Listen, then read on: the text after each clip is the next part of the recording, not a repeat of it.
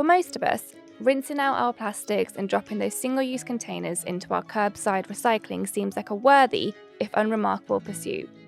But a new study suggests even recycling plastic may be doing more harm than we realise. From increasing its toxicity to releasing billions of microplastic particles in every cubic metre of wastewater, recycling may not be the silver bullet we once hoped. So how else can we prevent our plastic consumption from wreaking havoc on the environment and taking its toll on our health?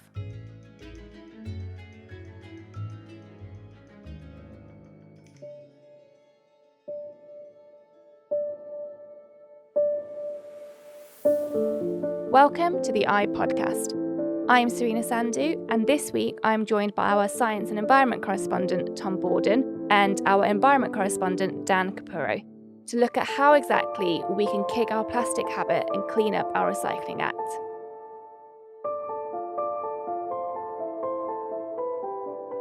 Tom, Dan, thanks so much for joining us. So Dan, let's start with you. Most of us think we're doing a good thing when we sort our waste into different materials and pop the plastics into the recycling. What is supposed to happen next? Well, it depends where you live. And depending how transparent your local council is, you should be able to go online and find out exactly where it's meant to go. But the best case scenario, so we'll take Westminster where I live, I don't need to sort my recycling, but I put it all in one bag. It gets collected a few times a week. It then gets separated at a specialist centre nearby. I think for Westminster it's in East London. And then different bits go to different places. So the glass goes up to Merseyside and is turned into insulation.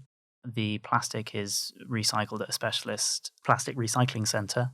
The cardboard, again, goes to a specialist cardboard recycler. And then anything that it turns out they can't recycle will go with the general waste and go in an incinerator. So in theory, it contributes to the circular economy.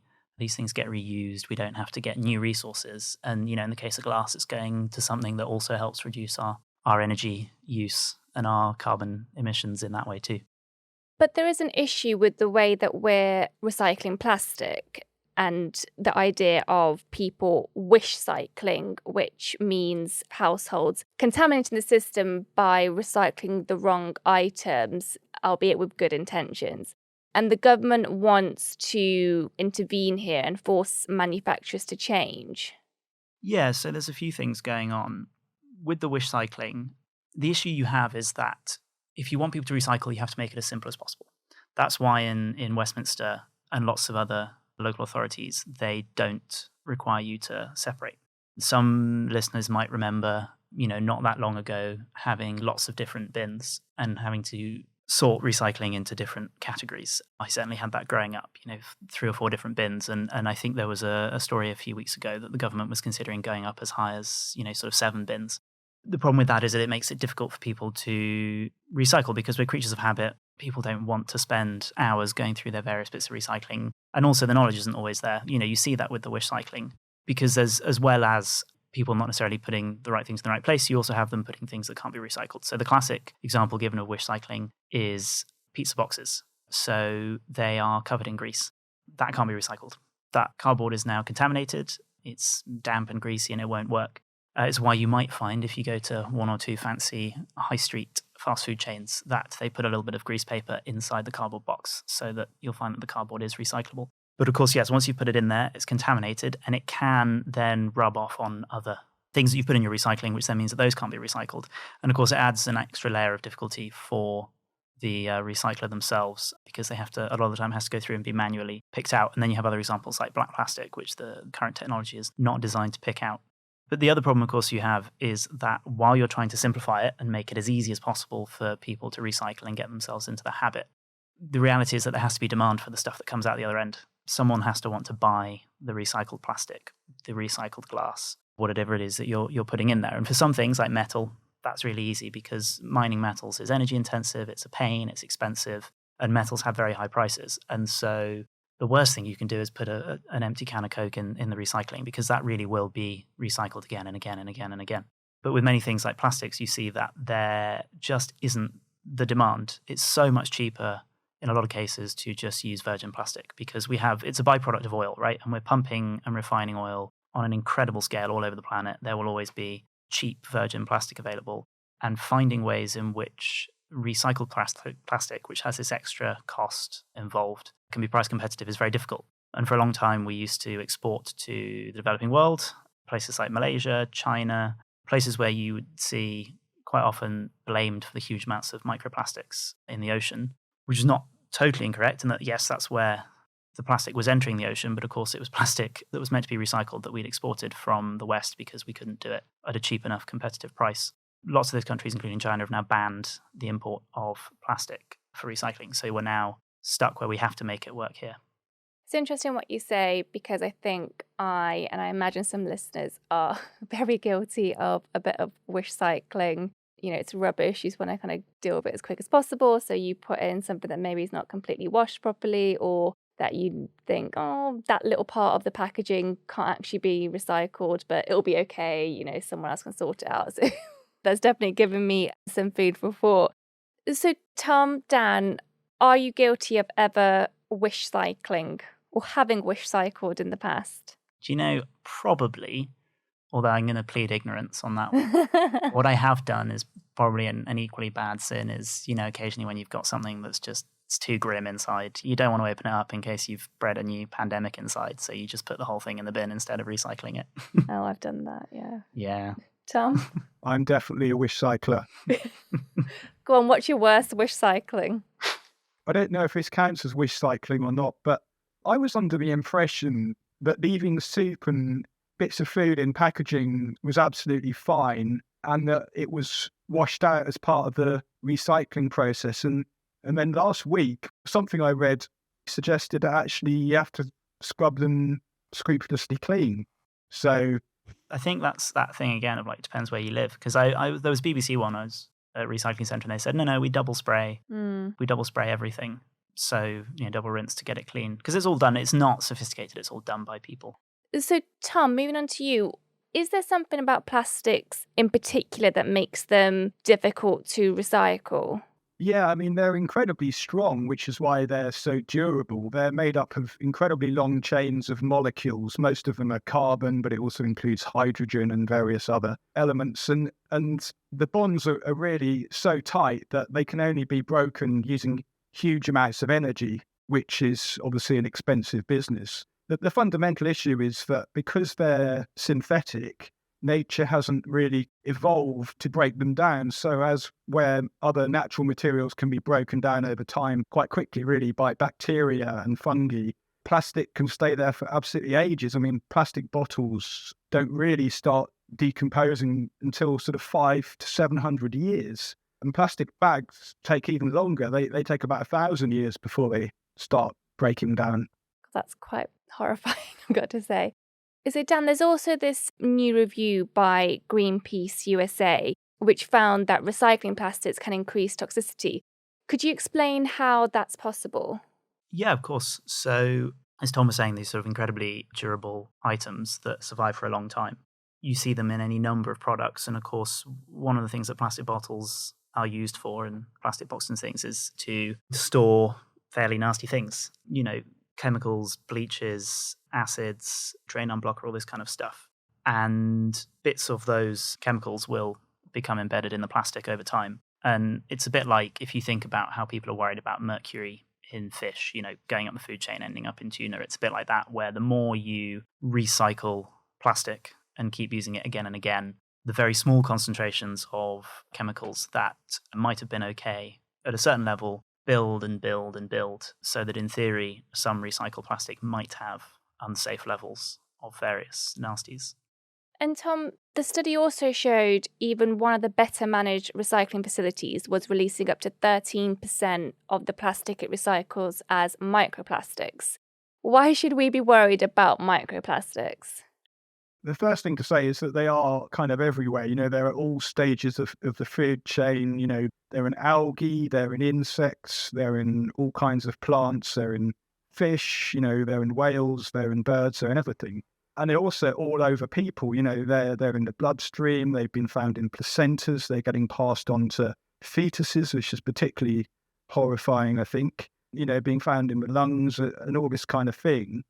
We don't actually know exactly what the health effects are, but obviously it can't be great.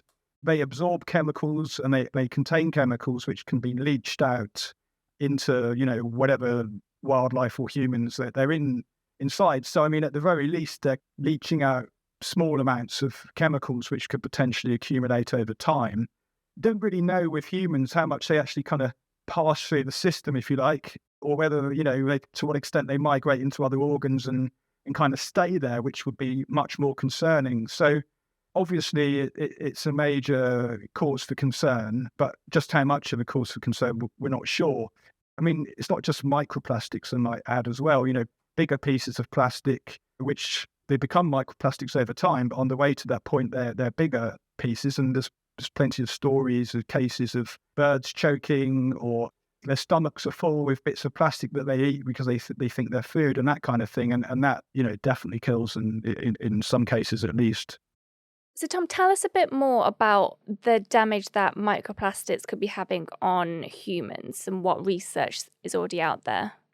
So it's been found that microplastics have made their way into human placentas, which raises the obvious concern that they're going to get passed on to offspring, which is particularly alarming. And there's also been studies in rats which have shown that they are actually being passed on to babies. And so given that they're quite similar in many ways to humans, it wouldn't be at all surprising if the same was true for humans as well. Although, as always with these things, it's important to, despite what I've just said, to try and keep these things in perspective and not perhaps to get too alarmed. I mean, we certainly need to keep a very close eye on these things, and an awful lot more research needs to be done.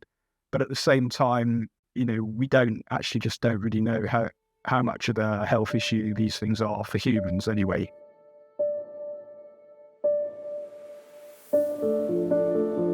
From reporting on space missions searching for life on Jupiter to delving deep underground into a super sewer, Tom and Dan's reporting really knows no bounds. To support this important work and keep up with all the latest news and features, consider a subscription. Go to inews.co.uk/podcast and get more than 30% off a digital subscription to I. I, for open minds. Subscribe today.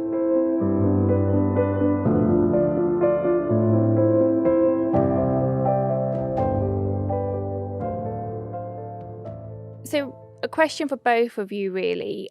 Is plastic pollution getting worse? Yes. I mean, there's two stories, really. Globally, it's getting much worse and it's going up very rapidly. And I think there's predictions that by 2050, plastic use is going to triple to 1.1 billion tonnes a year, which is quite extraordinary, really, when you consider how much plastic is already around.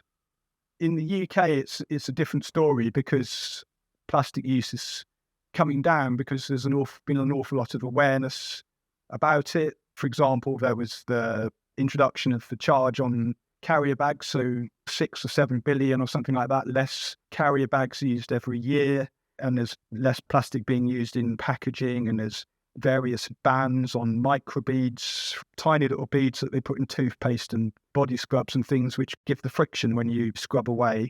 Plastic straws and stirrers are being banned and that kind of thing. So there's a big focus on it and a big reduction on it in the UK, but obviously a lot of other parts of the world where the economies are growing fast and, more people are getting more money and they want more consumer products and so on, then use is increasing. So, Dan, we recently ran an opinion piece by James Dyke, and in that he talked about trying to go plastic free for a week and the very many challenges he faced in the supermarket. Plastic is ingrained in our daily lives, for better or worse. Can we actually ever really reduce our need for it? Yeah, it was a really interesting piece by James. I think while reading it, the thing that struck me, though, is that, he talked about how, we only really got plastic in the 50s and 60s and we coped fine without it beforehand. So surely we can go back to that. I think what's sometimes missed in the plastic debate is that we've identified this one terrible thing that clearly is an enormous problem, but swapping it out for other things doesn't necessarily mean that the overall net result is good. The classic example that supermarkets use is the cucumbers. It's wrapped in an individual sleeve of plastic and people think this is a disgrace. Why is the cucumber not loose? But that can add several days onto the shelf life of a cucumber. And so the alternatives are either that you have a lot more food waste because cucumbers end up going in the bin, or they become much more expensive and people are less likely to buy them. So we are always going to need either plastics or something similar. Now, of course, there is a big question of what happens when oil hopefully is finally phased out of the global economy, because then plastics stop being just a byproduct. They have to be made in their own right. So there are lots of questions about what comes next. And, I've got a piece that listeners should be able to see online about seaweed and all the many uses of seaweed, and one of which is in replacement products. But plastic has revolutionized our lives, made it a lot easier, in a lot of ways made it more efficient and to an extent greener.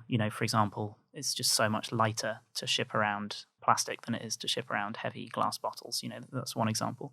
So we'll have to think really hard about when we do replace plastic and when we keep it, but think really, really hard about how we recycle it, how we reuse it, which is always better than recycling, and when and where we should and shouldn't use it. And you mentioned they're using seaweed as a possible alternative. Tom, are there any other kind of alternatives that could be a viable solution to plastics? And do you have any other ideas about how we can reduce our need for them? There are alternative plastics made out of vegetables, mainly potato and cornstarch, which seem to have sort of mixed reports. I think they do biodegrade better than plastic and sometimes much better, but they do often need the right conditions for, they need to be, in some cases at least, they need to be put in compost, and even home composts aren't necessarily hot enough sometimes. Other times they get thrown into the general recycling, but they don't break down properly there and they can contaminate the whole batch. Yeah, so there is progress being made in that direction, and it's definitely helping the situation, but it's definitely not going to be the case, or at least not for the foreseeable future, where we just switch from oil-based plastic to potato and cornstarch-based products.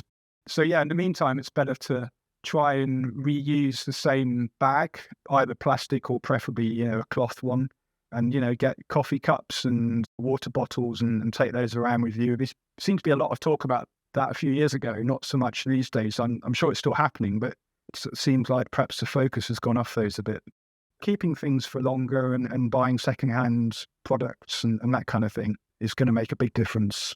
I think, and yeah, just to come in on what Tom was saying as well, is that in a lot of ways we're really obsessed with keeping the convenience of what we have today. And, convenience is great and it is important, but, it comes at a cost. And do we always need it as much as we think we do? Because, you might swap a plastic shopping bag for a paper one, but, just because it's come from trees doesn't mean that it's without cost. Not only is there a lot of energy that goes into making paper and turning it into bags, but there's lots of chemicals that go into it, things like bleach. And of course, a big chunk of land has to be given over to commercial forestry. If you go up to the Highlands of Scotland, there's huge non-native conifer plantations which go into timber, which go into paper and things like this. And so, you pick up glass, that glass will have come from sand, which has probably been mined from the seabed, and then lots and lots of heat applied to it to turn it into glass. And so rather than sort of thinking, well, how can I just swap my plastic for something else that's equally as convenient and equally as throwaway? What you really need to think about is how you can just buy the one thing that hopefully lasts you years and years and years. I've got to say, I think, my downfall certainly is just like lack of time and doing things quickly and forgetting stuff and then having to buy things on the go. But I think if we prepared a bit more, we'd all be a bit better. But I guess that's easier said than done. So at a policy level, we reported that the government is set to launch a campaign against this wishscycling. Dan, how would that work, and is that enough? Because it seems almost counterintuitive to recycle less and that be better. Yeah, so we don't have all the details yet, obviously. Still sort of consultations ongoing. But it sort of goes back to what I was saying earlier, which is that if you want people to do things, you need to make it as hassle-free as possible, as easy as possible. Remove all the hurdles. But if you do that too much, people don't pay attention to the rules. It's strange, but sometimes you'll see that recycling bins have smaller openings at the top than general waste bins. And it's because it's much more of a problem if someone sticks something that shouldn't be in the recycling than it is if someone who sticks something recyclable in the general waste. And so they'd rather you take the time to think before you shove something in there. Obviously, the result of that is that you'll walk past a normal bin and you'll see cans in it, which is a shame, but it's better that than the whole recycling thing being got rid of. What about mixed items? Sometimes you'll get something that's got a bit of plastic in it, a bit of paper in it. You're there at one of those bins with all the openings, being like, right, now this goes there, this goes there. And I can see that people are just like, oh, just shove it in the general waste one. Well, this is one of the big criticisms, I think, and you will certainly hear more of this when the government's policy comes out, because, they're talking about making it easier so that people don't do things like put a greasy pizza box in. But you see this problem all the time with environmental policy, is that responsibility for the problems is lumped on the consumer. You see it with the idea of the carbon footprint. You see it with James trying to go around and buy things without plastic. If there isn't choice, what can you do as a consumer? 20 years ago, you couldn't choose not to get your electricity from coal because that's what 50% of the electricity system was. And you see this with recycling, where a lot of the emphasis is on consumers to make the right decisions, consumers to buy the right things, when really the people that should be getting this right, the people who should be bearing the responsibility are the polluters, which is the companies, the ones who make money from it. And so you see some policies where there's a different approach. So listeners may have seen the big row going on at the moment, which is being framed as a devolution row over the deposit return scheme, which Scotland is pioneering, but there should eventually be one within a few years across the UK, which is where basically you go and buy a can, a bottle, either glass or plastic of something. There's a deposit on it, something like 20p per bottle. These already exist in Germany and Austrian places. So if you're buying a 6-pack of beer, it's more than £1, the deposit. And then you go to a vending machine that will be at the supermarket or wherever it is you buy this stuff. There's a barcode on the bottle, you put it in, and that goes to the recycling centre, and then the customer is refunded the deposit. Now, the important thing about that is the emphasis on making it work, on making the vending machines, on making sure the products are recyclable, is all on the manufacturers, on the brewers, on the fizzy drink makers, on the bottled water companies. And I think generally, sort of the expert consensus is that that is a much more effective way of getting recycling to happen. Because if you're just relying on consumers to do the right thing, to take the time to sit there, you've got a packet that's had raw chicken in it. Do you really want to sit there and peel off the top layer of plastic that's not recyclable, every last bit of it, before you then rinse the smelly chicken juice off the bit of plastic that is recyclable and fish out that gross absorbing patch and put that in the bin? And then, this whole process, it puts all the emphasis on the consumer, who, with the best wishes in the world, probably doesn't have the time and the inclination to do it. And so it does generally make more sense to force businesses to do better, basically. One thing I find really hard when I'm trying to recycle is deciphering the different messages on packaging. So sometimes it's really easy and this can be recycled. Sometimes there are little symbols with numbers attached. Sometimes there's little notes saying this can be recycled, but only if you take it to your local recycling plant. Dan, can you demystify this signage for us? Yeah, absolutely. So it's a bit complicated, and it's not like the UK safety stamp or what used to be when we were in the European Union, the CE mark, which, goes on the bottom of things and that it's been tested and it's safe and it's not going to, if it's a glass, it's not going to explode or, whatever it might be. With the recycling, there's not an official government body that does it. It's a charity that works with industry and with the government. We've just been scrolling through them this afternoon, and, there's the straightforward, clean, green one, which probably goes on cardboard and things. Yeah, put that straight in the recycling. But then it starts to get, added layers of complexity. Ones that say rinse, ones that say take to your local recycling centre. And of course, the one that you really see all the time is please check with your local authority whether this can be recycled. Because there's one or two things that can be recycled absolutely everywhere. I was saying before, you just won't find a local authority. At least I don't think you'll find a local authority that wouldn't let you recycle metal, because it's just so easy and valuable to do it. But it then gets more and more complicated. And one of the ones that people may have heard of a lot is sort of Tetra Paks, which is a similar problem to reusable coffee cups, because they have lots of layers in them. So on the outside, it looks like cardboard, but then what you'll have is multiple layers of cardboard, probably with glue in between. And then the inner layer, obviously, to make it waterproof, there'll be maybe a very, very thin layer of metal or some kind of sort of tinfoil type thing, and then a layer of plastic.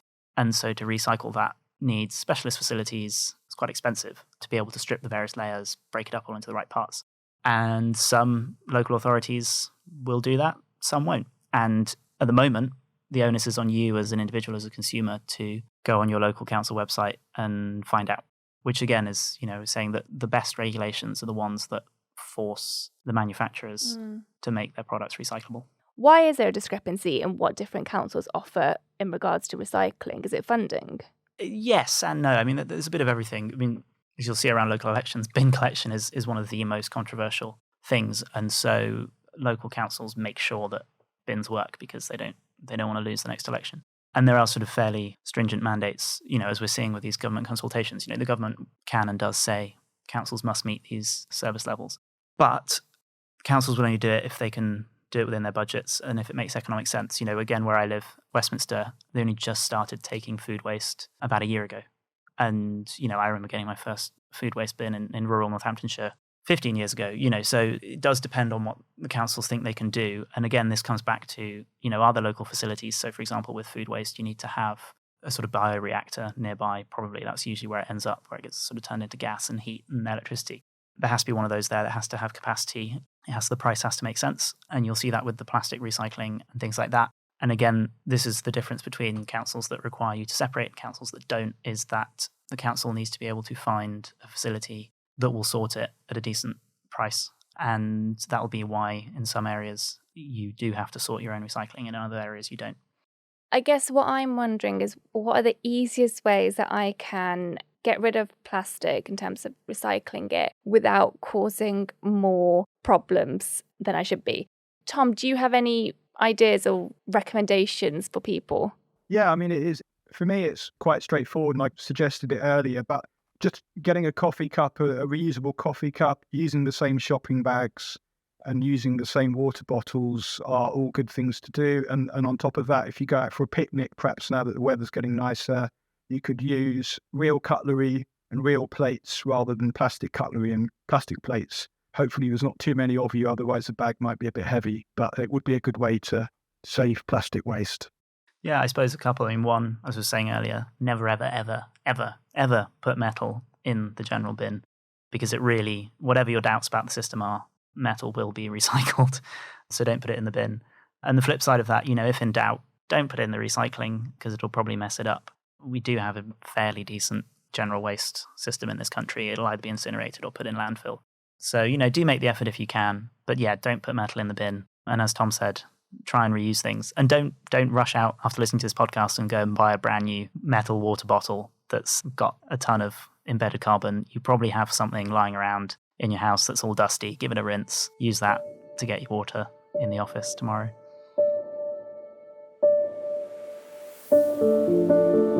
That's all for this week. You can follow Tom and Dan's reporting, as well as breaking news, in-depth features, and insightful political analysis at inews.co.uk. As ever, we'd love to hear your feedback, so drop us a line at podcasts@inews.co.uk. I'm Serina Sandhu, and you can find me on Twitter at Serina Sandhu1. This week's episode was written and produced by Phoebe Fleming, edited by Julia Webster, and executive produced by Albert Evans. Thanks for listening, and we'll see you next week.